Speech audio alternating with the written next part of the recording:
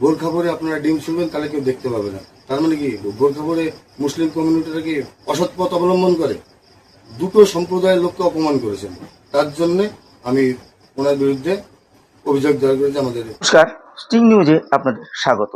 এই মুহূর্তে আমরা নদিয়া জেলার করিমপুর ১ নম্বর ব্লকের অন্তর্গত ভোগলবাড়িয়া থানার জমশেদপুর অঞ্চলে। সাংসদ মহুয়া মৈত্রের বিরুদ্ধে হীরক ভট্টাচার্য একটি এফআইআর দায়ের করেছেন ভোগলবাড়িয়া থানায়। তার অভিযোগ, সাম্প্রদায়িক সম্প্রীতি নষ্ট করছেন সাংসদ।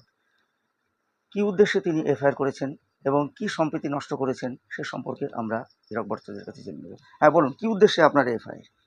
উনি গত 15 তারিখ ফেসবুক লাইভ করে বলেছেন আমাদের সনাতনী নারীদের বোরখা পরতে। উনি যে সনাতনী মহিলাদের বোরখা পরা নিদান দেন, ওনাকে কে সাহস দিল আমাদের সনাতনী মহিলাদের এরকমভাবে অপমান করার? আর তারপরে হচ্ছে বোরখা মুসলিমদের জন্য একটা পবিত্র জিনিস, সেটাকেও পর্যন্ত অপমান করেছে। বোরখা পরে কি মুসলিম সম্প্রদায়ের লোকরা খারাপ কাজ করে বেড়ে? এটার উদ্দেশ্য এরকম ভাবে বলেছেন যে বোরখা পরে আপনারা ডিম শুনবেন তাহলে কেউ দেখতে পাবে না। তার মানে কি বোরখা পরে মুসলিম কমিউনিটিরা কি অসৎ পথ অবলম্বন করে? দুটো সম্প্রদায়ের লোককে অপমান করেছেন, তার জন্য আমি ওনার বিরুদ্ধে অভিযোগ দায়ের করেছি আমাদের ভোগলবাড়িয়া থানায়। পুলিশ প্রশাসনের পক্ষ থেকে কিরূপ সহযোগিতা পেয়েছেন? পুলিশ সম্পূর্ণভাবে আমাদেরকে আশ্বস্ত করেছে, বলছে আমরা এদিক থেকে সম্পূর্ণরূপে দেখব, আমরা তদন্ত করব। আপনি এই বিষয়ে কি চান?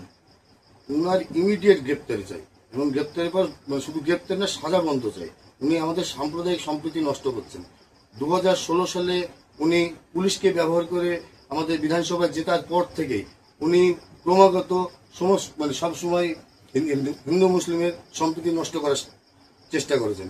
উনার জন্য বিভিন্ন জায়গায় দাঙ্গা লাগার হয়েছে। আমাদের এই সামনে পাটাবগতেও একটা উনার জন্য দাঙ্গা লাগার চেষ্টা হয়েছিল, কিন্তু যাই হোক আমাদের লোক সংযত থাকায় সেসব কিছু হয়নি। আপনারা শুনলেন হীরক ভট্টাচার্যের কথা। আপনারা চোখ রাখুন স্টিং নিউজের পর্দায়। আমরা পুনরায় নতুন বিষয় নিয়ে আপনাদের সামনে হাজির হব। ধন্যবাদ। আপনাদের মুসলমান ভাইরাও তো টাকা দিয়ে সিকিউরিটির লোভে বিজেপি পার্টি জয়েন করেছে, তাদের বউদের থেকে কয়েকটা বুরখাও ধার করে নিয়ে আসেন, তাহলে বুরখা পরে এই দিনগুলো ভালো করে ছুটতে পারবেন। তখন কেউ চিনতেও পারবে না, তখন আপনাদের বিরুদ্ধে এফআইআর আর কেস হবে না। কিন্তু এরা যারা সেদিন দাঁড়িয়েছিলেন আর বলছিলেন যে ডিম দিচ্ছ, ডিম ফেলবো, তা আপনাদের নিজের বোকামিও প্রকাশ হয়েছে। আর আপনার আগামী দিনে আপনাদের যেটা কি হবে, আমি সাজেস্ট করছি যে কয়েকটা ভালো উকিল ধরে রাখুন, অ্যান্টিসিপেটরি বেল করাতে হবে, অনেক চত্বরে আবার যেতে হবে, বহু কোর্ট কাচারি করতে হবে, একটু তৈরি থাকুন। কি বলেন দিদিমণিরা? Chaina madam, Popy madam, Dipa Kundu madam, Soma Mitra madam, দেখা হবে, ঠিক আছে? আমি কিন্তু কোথাও পালিয়ে যাই না, আমি এখানেই থাকি, করিমপুর আনন্দপল্লীতে থাকি, কলকাতার আলিপুরে থাকি, দিল্লির ইন্ডিয়া গেটে থাকি, যেখানেই ইচ্ছে চলে আসবেন, ঠিক আছে?